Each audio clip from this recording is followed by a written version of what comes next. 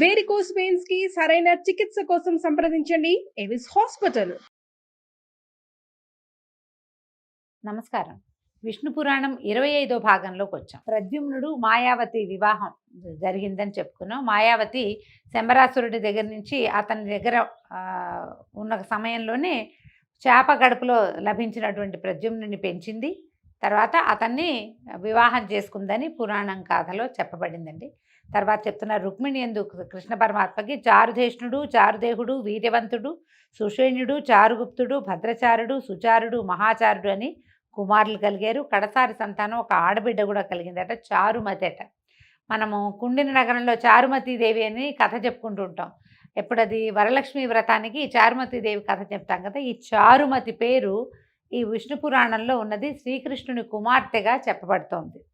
తర్వాత ప్రద్యుమ్నుడు ఈ మాయావతితో వివాహం తర్వాత రుక్మి కూతురిని స్వయంవరంలో పెళ్ళాడేట. ఈ రుక్మి ఎవరు? రుక్మిణీదేవి యొక్క అన్నయ్య, కృష్ణుని యొక్క బావమరిది. ఆయన కూతుర్ని వివాహం చేసుకున్నాడు. వాళ్ళ యొక్క కుమారుడే అనిరుద్ధుడు. అయితే రుక్మిణి తర్వాత కాలంలో ఏం జరిగిందో చెప్తున్నారు. ఒకనాడు ముఖ్యులైన దేవతలతోటి ఇంద్రుడు ఐరావతారూఢుడై ద్వారకా నగరానికి వచ్చాడట. ఇంద్రుని రాక పురరక్షకుల చేత తెలుసుకున్నటువంటి కృష్ణుడు బలరామాదులతో వెళ్ళి ఆదరంగా ఆయన్ని ఎదుర్కొని తీసుకొచ్చి బంగారు గద్దె మీద ఇంద్రుడిని, సముచితమైన ఆసనాల మీద మిగిలిన దేవతలందరినీ కూర్చోబెట్టి ఆచారం ప్రకారంగా, భూలోకాచారం ప్రకారం మర్యాదలు చేశాడు. కృష్ణుడు ఆనందించి ఏమన్నాడంటే, దేవా, నువ్వు లోకాలకి క్షేమంకరుడివి, అలాగే భూలోకానికి క్షేమం కలిగించాలని యదువంశాన ఆవిర్భవించిన వైకుంఠనాథుడివి, నీ దయచేత కదా లోకాలన్నీ హాయిగా సంతోషంగా ఉంటున్నాయి తండ్రి. దేవతలు, సోమయాజులు యజ్ఞాంశాలను అగ్నిముఖాన ఆరగిస్తూ ఉంటారు. ఇప్పుడు ఆ అదృష్టం ప్రస్తుతం అంతరించిపోయింది. అది విషయం చెప్తున్నాను వినన్నారు. భూలోకంలో జరిగే యజ్ఞయాగాదులన్నిటిలోంచి ఇక్కడ వేసిన హవ్యాన్ని ఏ దేవత పేరుతోటి హవ్యాన్ని అగ్నిహోత్రుడికి సమర్పిస్తారో అగ్నిహోత్రుడు తన వంతు ఉంచుకుని మిగిలిన వాళ్ళ యజ్ఞ భాగాలని ఎవరి పేరు మీద వేసింది వాళ్ళకి అప్పచెప్పటం విధి. పేర్లు చెప్పకపోయినా అప్పగించవలసిన దైవాలు కూడా కొంతమంది ఉన్నారు. వాళ్ళకి ఇచ్చేసేయాలన్నమాట. ఇప్పుడు ఆ అవకాశం తగ్గిపోయిందట. భూమి యొక్క పుత్రుడు నరకాసురుడు తనలాంటి దుష్టదైత్యులతో ప్రాగ్జ్యోతిష్యం అనే నగరంలో ఉన్నాడు. లోకాలను రకరకాల దుశ్చేష్టలతోటి ఏడిపిస్తున్నాడు. తానే యజ్ఞపురుషుణ్ణని, యజ్ఞభాగం తనకే ఇవ్వాలని శాసిస్తూ యజ్ఞాలే సాగనివ్వకుండా చేస్తున్నాడు. అందమైన కన్య కంటపడితే ముందు వెనకలు ఆలోచించకుండా బలాత్కరించి ఎత్తుకుపోతున్నాడు. అలా ఎందరినో ఎత్తుకుపోయి ప్రాగ్జ్యోతిష్యపురంలో అనేకమైన భవనాలలో దాచిపెడుతున్నాడు. సిద్ధసాధ్యాదులను కూడా అసాధ్యమైన పరాక్రమ ప్రభావంతో దిక్కుదారి లేకుండా చేసేసాడు. జలాన్ని ఇచ్చేటువంటి వరుణుడి యొక్క తెల్లటి పట్టుగొడుగుని, దివ్యరత్నమణిమయమైనటువంటి మందరగిరి యొక్క శిఖరాన్ని, అమృతమూర్తులైన మా తల్లి కుండలాలను కూడా, అదితి కుండలాలను కూడా ఎత్తుపోయాడు. నా రాజ్యానికి ప్రధానమైన ఐరావతాన్ని కూడా మాయం చేయడానికి చూస్తున్నాడని మాకు ఏమంటారు, ఇంటెల్ అని చెప్తారు కదా, అలాంటిది ఒక చారుల ద్వారా వార్త వచ్చింది. ఈ దుష్ట నిగ్రహము శిష్టానుగ్రహము చేసేవాడేవు కనుక నీకు తెలియజేయవలసి వచ్చింది నాయన. దయచేసి వాళ్ళ వలన లోకానికి ఎలాంటి ఉపద్రవము కలగకుండా చేయి అని నేను నిన్ను విన్నవించుకోవడానికి వచ్చాను అనగానే కృష్ణుడు కనికరించి ఓదార్పుగా ఇంద్రుడు చేయి పట్టుకుని నేను చూస్తానన్నాడు. ఏం చెప్తున్నాడంటే, మన మనసులో విచారానికి చోటు ఇవ్వకు, లోకాలన్నీ తోడు తెచ్చుకుని అయినా సరే ఈ రణరంగాల్లో ఈ దుష్ట రాక్షసుని సంహరిస్తాను. వాడి వల్ల ఏర్పడినటువంటి అగచాట్లు, భూమి మీద ఏర్పడిన అగచాట్లు, మీ దేవలోకంలోకి వస్తున్నటువంటి ఇక్కట్లు, దేవదేవులందరికీ కలుగుతున్నటువంటి అగచాట్లు అన్నిటినీ నేను తీరుస్తాను అని చెప్పాడు. చెప్పాక సరే దాంతో సంతోషించి ఇంద్రుడు తన దారిని తను వెళ్తే, కృష్ణుడు ఏం చేశాడట, గరుత్మంతుడిని తలుచుకుని గరుడ వాహనారూఢుడై సత్యభామతో కలిసి వెళ్ళాడట యుద్ధానికి. ఈ ఇంద్రుడు కూడా ఐరావతారూఢుడై ఆయన్ని అనుసరించాడు. తర్వాత అందరూ కలిసి ఇక్కడి నుంచి ప్రాగ్జ్యోతిష్యపురానికి వెళ్ళారట. ఇంద్రుడు కృష్ణుడితో చెప్పేసి అక్కడ దాకా వీళ్ళని తీసుకెళ్లి యుద్ధానికి దిగబెడిచి ఇంద్రుడు వెళ్ళిపోయాడు. అప్పుడు కృష్ణుడు నగరవాసులైన రాక్షసులకి భయంకరంగా శంఖం పూరించాడట. శంఖధ్వనికే చాలామంది చచ్చిపోయారట. నరకుడు మురుణ్ణి, హయగ్రీవుణ్ణి తగిన సేన తోడుగా యుద్ధానికి పంపించాడు. మురాసురుడు, హయగ్రీవుడు అనే అసురుల్ని పంపించాడట. వాళ్ళు వచ్చి కృష్ణుడితో పోరాడి తమ అనుచరులతో సహా కృష్ణుని యొక్క ఆయుధాగ్ని జ్వాలలకి ఆహుతైపోయారు. కొన్ని వేల మంది సైనికులతో సహా తన సహచరులు యుద్ధంలో మరణించడం విని నరకుడు కోపించి భీకరమైన చతురంగ బలాలతోటి దారుణాయుధపాణి అయి వచ్చి కృష్ణునిపై ఏకధారగా అస్త్రశస్త్రాలు వర్షించాడు. కృష్ణుడు అవలీలగా తన వింటి ప్రయోగంతో ప్రత్యాయుధాలతోటి చెడగొట్టి చక్రాన్ని ఉపయోగించి నరకుని శిరస్సు తెగవేశాడు. మనం మామూలుగా సాధారణ గాథల్లో చెప్పుకుంటాం. నరకాసురుని సత్యభామాదేవి సంహరించిందని, తల్లి చేతిలో మరణం ఉంది అతనికి. సత్యభామాదేవి భూమి యొక్క అవతారం కాబట్టి ఆమె చేతిలో మరణించాడని ఒక గాథ చెప్పుకుంటామండి. విష్ణు పురాణం అలాంటి ప్రతిపాదన చేయటల భగవంతుడి వల్లే మరణించాడని చెప్తోంది. కుమారుని మరణం తెలిసిన భూదేవి బొంగురు గొంతుతో ఏడుస్తూట పరిగెత్తుకుంటూ వచ్చిందట. ఆవిడ మాట్లాడుతుంటే నోట్లోంచి మాట వస్తున్నట్టే లేదనమాట. పద్మాక్ష, మునుపు హిరణ్యాక్షుని వరాహ రూపాన దునిమి నన్ను సముద్రంలోంచి పైకెత్తినప్పుడు నీ అనుగ్రహం చేత కలిగిన కొడుకు వీడిని చంపచ్చా? ఏవేవో తప్పులు చేయొచ్చు, వాటిని క్షమించి సన్మార్గాన్ని నడిపించచ్చు కదా, కుమారుణ్ణి చంపావా అని ఆవిడ దుఃఖిస్తే ఈయన అన్నాడట, వసుంధర, నా యందు సద్భావము భక్తి లేనివారు ఆత్మీయులైన కన్న కుమారుడైనా క్షమించేది లేదు. కంసాదులు ఏమయ్యారో నన్ను సర్వాత్మన నమ్మి, ఇప్పుడు వాళ్ళు ఏమయ్యారు మరి? కంసుడు నా సొంత మేనమామ కదా. సర్వాత్మన నమ్మి ధ్యానించే వాళ్ళు పైవారైనా సరే ఆదరిస్తాను. ఎందుకంటే ఈయన చూడండి, ప్రహ్లాద కుమారుణ్ణి ఆదరించాడు. హిరణ్యాక్ష హిరణ్యకశిపులకి స్వయానా కుమారుడైన వాడైనా అతన్ని ఆదరించి తండ్రిని సంహరించాను. లోకానికి అపకారి అయిన నరకుడు కొడుకైనా సరే క్షమించతగదు. సాక్షాత్ ప్రహ్లాదుడు, విభీషణుడు వీళ్ళని నేను ఆదరించాను. శత్రువు యొక్క కుమారుడు, శత్రువు యొక్క సోదరుడు అయినా కూడా. కానీ సొంతవాడైనా కంసుని క్షమించలేదు. నేను అట్లా చేయను అని చెప్పాడు.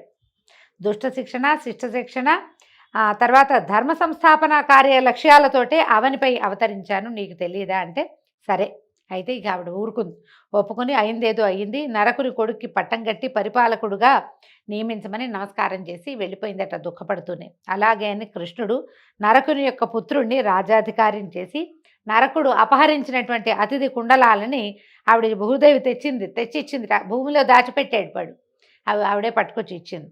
ఈ కుండలాల్ని స్వర్గానికి పంపించేశారు. అయితే అక్కడి నుంచి ఏం చేశాడు ఈ నరకుడు నగరంలోకి, ప్రాగ్జ్యోతిష్యపురంలోకి ప్రవేశించాడు కృష్ణుడు. ప్రవేశిస్తే చెరలో ఉన్న 16,000 మంది రాచకన్యల్ని, తర్వాత అమూల్య రత్నాభరణాలను, మేలుజాతి ఏనుగులను, గుర్రాలను నరకుని కింకర్ల చేత తనే ద్వారకకి పంపించాడట. వరుణుని గొడుగు వరుణునికి పంపించేశాడు. తర్వాత మందరగిరి యొక్క మందర పర్వతం అంటాం కదా, ఏ మందర పర్వతం? ఈ పాలకడలు చిలికినప్పుడు కవ్వంగా ఉపయోగపడింది కదా, దాని మీద రత్నాలు ఉన్నటువంటి శిఖరం ఉండేదట. ఆ శిఖరాన్ని వీడు తెచ్చేసాడు నరకాసురుడు. అందుకని ఆ శిఖరాన్ని మళ్ళీ తీసుకెళ్ళి ఆ గిరికి హత్తించి గిరికి సమర్పించాడట. సమర్పించి సత్యభామతో అమరావతికి వెళ్ళి తన రాక తెలుపుతూ పాంచజన్యాన్ని పూరించాడట. ఈ ధ్వని విని గ్రహించి ఇంద్రుడు ఆనందంగా ఎదురొచ్చి స్వాగతం పలికి లోపలికి తీసుకుపోయి తన బృహస్పతి చేత అర్ఘ్యపాద్యాదులు ఇప్పించాడట. కాసేపు వివిధ విషయాలు మాట్లాడుకున్నాక అతిథి యొక్క కుండలాలని తనే స్వయంగా సమర్పించాలని వచ్చానని చెప్పాడు. చెప్తే సరే ఆమె దగ్గరికి తీసుకెళ్ళి ఆమెకు నమస్కారం చేసి, నరకాసురుడు మరణించాడమ్మా అని చెప్పి ఇదిగో అని ఆభరణాలు ఆవిడకి ఇచ్చేసరికల్లా ఆవిడ కుమారుడిగా ఉన్నాడు. నేను ఉపేంద్రుడిగా అతిథికి కుమారుడిగా జన్మించాడు. అయినా సరే ఆవిడ పరిపరి విధాలుగా నన్ను ఎందు దయించి నువ్వే స్వయంగా నా దగ్గరికి వచ్చావని ఎన్నో విధాల స్తుతించిందట. అయితే అడిగింది, కల్పవృక్షాన్ని ఆశ్రయించి కట్టుకునే గోచి అడిగినట్టు ఆనాడు నువ్వు నాకు ప్రత్యక్షమైన రోజున ముక్తి కోరకుండా కొడుగ్గా నా కడుపును పుట్టమని కోరాను అనేసరికల్లా అప్పుడు అన్నాడట ఆయన, ఉపేంద్రుడిగా జన్మించాడు ఈయన, ఇంకా వామనుడిగా జన్మించాడు, ఎన్ని రకాలుగానో వీళ్ళకి జన్మించాడు ఆయన. అయితే ఏమన్నాడంటే, కనికరంగా ఒక చూపు చూసి చిరునవ్వుతో అన్నాడు, అమ్మా అలా ఎందుకంటావు, నువ్వు పుణ్యచరిత్రవి, దేవతలకి కన్నతల్లివి, పరమ పతివ్రతగా ప్రసిద్ధురాలైన పుణ్యరాశివి, నీకు మోక్షం పెద్దదా? నీకు మోక్షం పెద్దది కాదు, నీ అంతటి నువ్వే సాధించుకోగలుగుతావు. నా మీద ప్రీతితోటి కదా నన్ను సంతానంగా పొందాలని కోరుకున్నావు. ఎప్పటికీ అతిథి కుమారులలో నేను కూడా ఒకటిగా ఉండటమే నాకు సంతోషం అని చెప్పాడట భగవంతుడు. ఇట్లాంటి అంటే ఎలా అయ్యాడు చూడండి, ఆవిడని ప్రార్థించడం కాకుండా ఆయన కూడా నేను నీకు కుమారుడిగా పుట్టడమే నాకు ధన్యత అని భగవంతుడు ఆమె యొక్క ప్రీతిని, ఆమె మీద ఉన్న ప్రేమని అట్లా మాటల్లో చెప్పాడనమాట.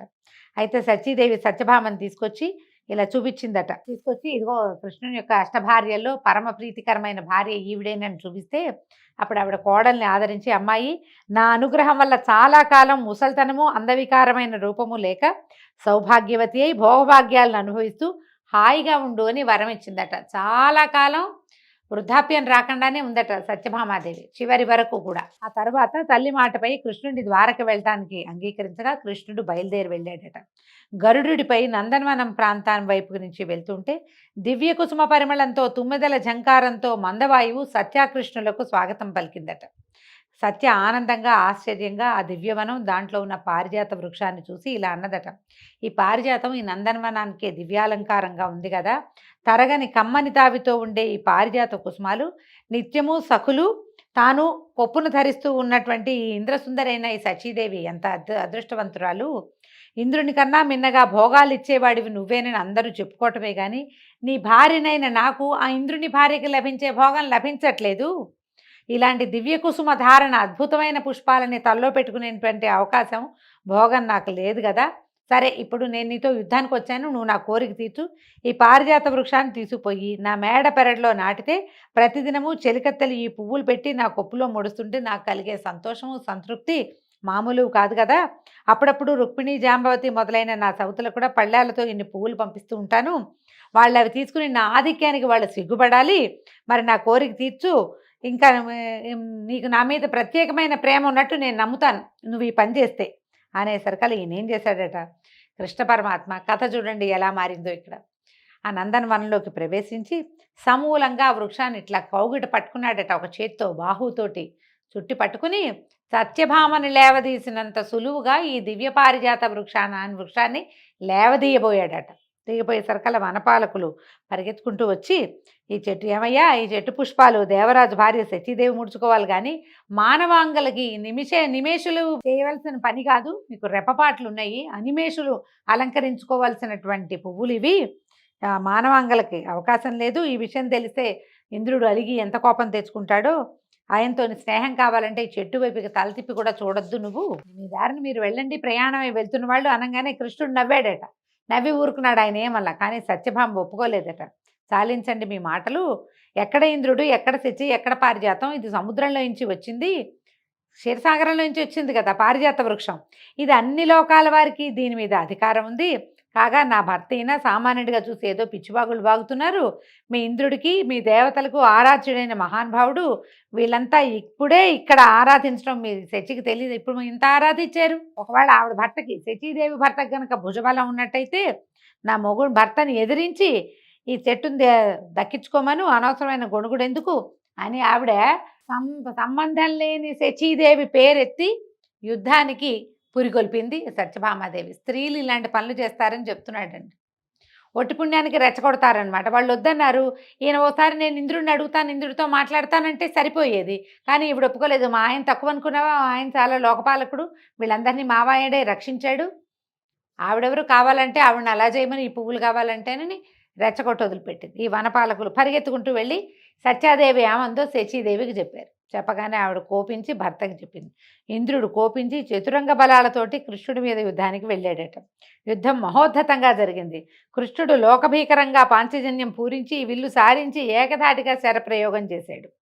దేవబలాలు విజృంభించి దివ్యమంత్ర ప్రయోగంతో శస్త్రశస్త్ర ప్రయోగం చేయగా కృష్ణుడు కూడా తాను ప్రత్యస్త్రాలు ఉపయోగించి సురలను యుద్ధపరాంగుముఖుల్ని చేశాడు. అలాగే గరుత్మంతుడు కూడా ముక్కుతో కాళ్లతో సుర సైనికుల్ని చీల్చి చెండాడాడు. ఇంతలో ఇంద్రుడు ఐరావతారూఢుడై తన సైనికులతోటి వచ్చి వజ్రాన్ని కృష్ణుడి మీద ప్రయోగించాడు. అయితే అది కృష్ణుడి మీదకి వచ్చి ఆయన ఏం చేయలేక పక్కకి వెళ్ళిపోయింది. అంతలో కృష్ణుడు ఏం చేశాడు, యుద్ధోన్మత్తత, మనం పోట్లాడుతుంటే ఇంకా అయిపోతుంది, ముందేదో మాటలు వస్తాయి, తర్వాత చేతులు కలుస్తాయి, తర్వాత జుట్లు పట్టుకుంటారు, కాళ్ళు చేతులు అన్నీ లేస్తాయి కదా, ఎవరైనా దానికి అతీతులు కాదు. ఎప్పుడైతే ఈ వజ్రం తన మీదకి ప్రయోగించబడిందో కృష్ణుడు చక్రం తీశాడట. లోకమంతా ఆక్రోశించింది. ఆ విషయం తెలిసి శచీదేవి పరుగునొచ్చి శిరసు వంచి చేతులు జోడించి నమస్కారం చేసి పరిపరి విధాలుగా ప్రార్థించిందట. బతిమలాడింది, నాది దేవపతి తప్పులు పట్టించుకోవద్దు, నాకు దయచేసి పతిభిక్ష ప్రసాదించు అని వినయంతో భక్తిభావంతో నమస్కారం చేసింది. శచీదేవి ప్రార్థనలకి కృష్ణుడు ప్రసన్నుడై ఆదరించాడు. అలాగే చల్లని చూపులతో ఇంద్రుడిని కూడా ఆదరించన్నాడు. ఇంద్ర, అంత కోపంతో ఎందుకు వచ్చావు? ఈ చెట్టు నాదైతే నీ సంపదకి ఏమైనా లోపమా? దీని పువ్వులు సత్యభామకి మనోహరాలు, వాటి కోసమే ఈ పని జరిగింది. దీన్ని ద్వారకకి తీసుకుపోతాను, ఆమె కోరిక తీర్చాలి. ఎందుకంటే ఆమె యుద్ధానికి వచ్చింది నాతో పాటు. వనపాలకులు చెప్పింది విని ఆలోచించక ఇంత కోపంతో యుద్ధానికి వచ్చావు, ఇదేం పని అని అడిగేసరికల్లా అప్పుడు ఇంద్రుడు చెప్పాడట, వాస్తేవా, మానవ లోకంలో ఉండవలసింది కాదు ఈ వృక్షము, నిజానికి ఇది దివ్య వృక్షం. మనుషులకి నిద్రాహారాలు చాలా ఉంటాయి, మానవ లక్షణాలు, వాటి మధ్య ఉండదగింది కాదు. నీ మాట కాదని లేక అంగీకరిస్తున్నాను, తీసుకెళ్ళు. నీ అవతార సమాప్తి అయిన వెంటనే ఈ చెట్టు నందనవనానికి చేరాలి, అలాగే అగ్గాక అని అడిగేసరికల్లా కృష్ణుడు కూడా తథాస్తు అన్నాడు. నా అవతార పరిసమాప్తి తర్వాత ఆయుధాలు అన్నీ స్వస్థానాన్ని చేరుకుంటాయి, అలాగే పారిజాత వృక్షం కూడా స్వస్థానానికి చేరుకుంటుందని అభయం ఇచ్చి ఆ పారిజాత వృక్షంతో భూలోకంలోకి వచ్చాడు. ద్వారకా నగరానికి ప్రవేశించి తర్వాత ఆ చెట్టుని సత్యభామ ఇంటనున్న ఉద్యానవనం నడుమ ప్రతిష్ఠించారు. దీనికి మన వాళ్ళు కొంచెం కల్పితం ఏం చేశారంటే, ఆ ఒక పువ్వుని నారదుడు తెచ్చినట్టు, అది కృష్ణుడు రుక్మిణీదేవికి ఇచ్చినట్టు, దాంతో రెండో ఆవిడకి కోపం వచ్చి నాకు ఆ చెట్టు కావాల్సిందే అన్నట్టు ఈయన యుద్ధానికి వెళ్ళినట్టు. అయితే ఇక్కడ కథలో పురాణంలో ఏం చెప్తారంటే, ప్రాగ్జ్యోతిష్యపురం నుంచి అదితి కుండలాలు తీసుకునే కృష్ణ పరమాత్మ వెళ్ళినప్పుడే ఇది జరిగిందని చెప్పబడింది. యుద్ధం మాత్రం అలాగే ఉంది. అయితే నరకుని నగరంలో ఉన్న తను తీసుకొచ్చిన 16,000 కన్యకలన్నీ కూడా సుముహూర్తాన పరిగ్రహించి వారికి వేరువేరుగా భవనాలు, ఆహార పదార్థాలు, దాసదాసీజనం, అంబరాభరణాలు సమృద్ధిగా కలిగించి అందరికీ అన్ని రూపాలతోటి కూడా కృష్ణ పరమాత్మ ఆనందాన్ని కలగజేస్తూనే ఉన్నాడట. కొంతకాలానికి ఆ కాంతలైందు 32,200 మంది కుమారులు జన్మించారట. అలాగే రుక్మిణికి ప్రద్యుమ్నాదులు, సత్యభామకు భానుకాదులు, జాంబవతికి సాంబాదులు, నాగ్నజితికి భానువిందాదులు, ఇట్లా మహిషుల యందు కూడా 8 మంది భార్యల యందు కూడా కృష్ణుడు ఆనందంగా సంతానంతో కాలక్షేపం చేస్తూ ఉన్నాడు. బలి కుమారుడైనటువంటి బాణాసురుడు శంకరుని గూర్చి తపస్సు చేయగా శంకరుడు ప్రత్యక్షమై వాడికి కోరిన వరాన్ని ఇస్తాననేసరికి నా నగరానికి పాలకుడుగా ఉండమని బాణాసురుడు పరమేశ్వరుని కోరుకున్నాడు.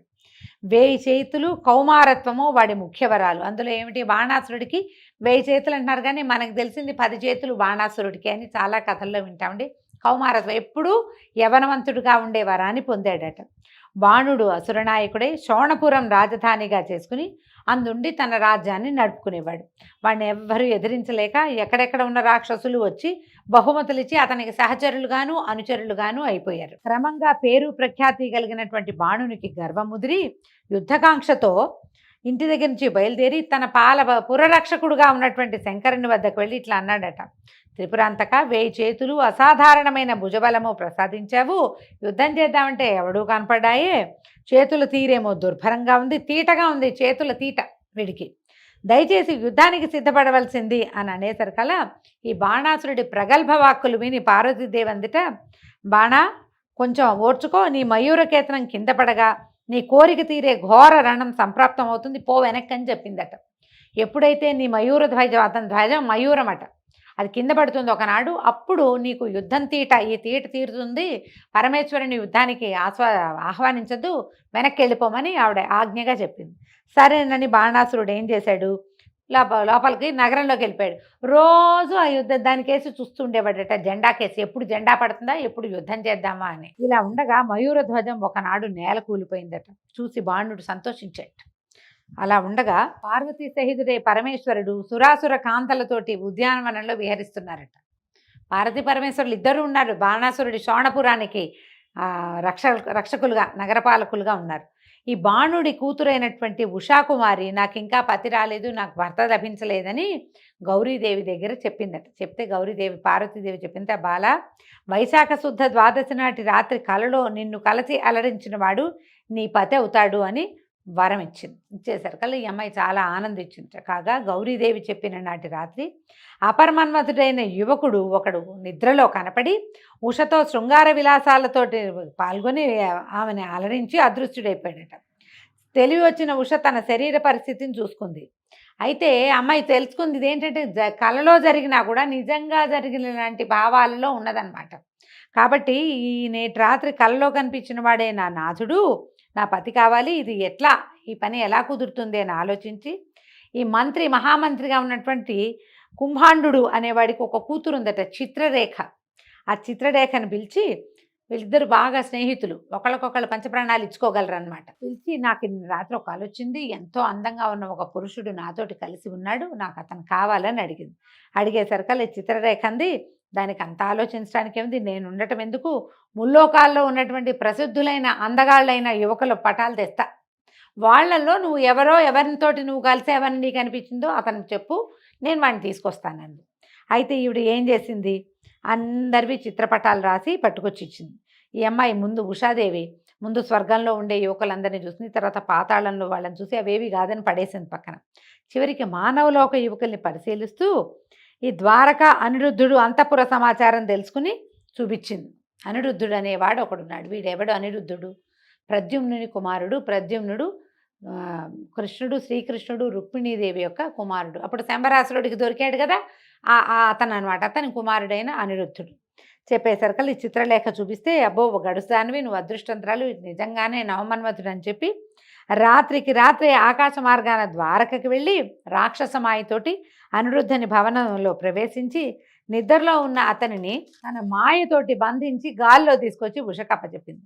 తర్వాత ఈ అనిరుద్ధుడు అంతఃపురం చేరాడు. అక్కడ ఒక అందమైన అమ్మాయి ఉంది, నువ్వు నా కల్లో కనపడ్డావు, అందుకని నేను నిన్ను తెప్పించానని చెప్పింది. వాళ్ళిద్దరూ హాయిగా కులసగా కాలక్షేపం చేయటం మొదలుపెట్టారు. కొన్ని రోజులు అయ్యేసరికల్లా ఏమైంది, ఈ బాణాసురుడికి కన్యాంతఃపురంలో అన్యపురుషుడు ఎవడో ఉన్నాడని తెలిసిపోయింది.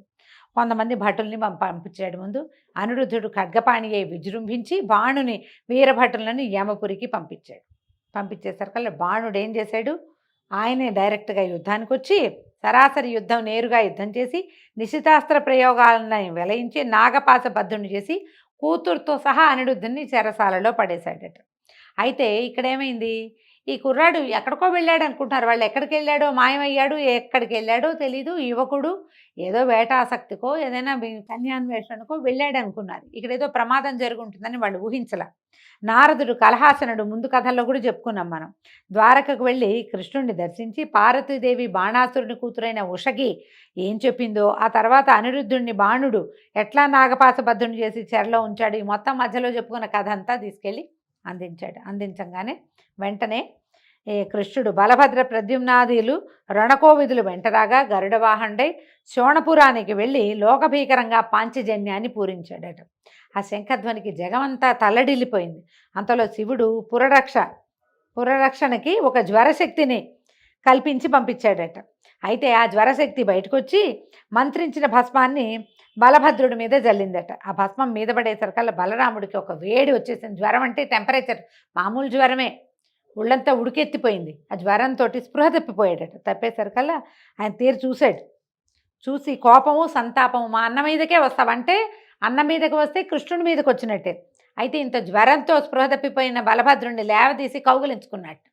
ఈయనేమిటి పూతన దగ్గర చనుబాలు దాగి ఒక గుక్కెడి పాలతో దాని ప్రాణాలు హరించినవాడు. జ్వరం ఒక లెక్క, ఈ కావుగలించుకునేసరికల్లా ఆయన జ్వరం అంతా వదిలిపోయి ఈయనకి స్పృహ వచ్చేసింది.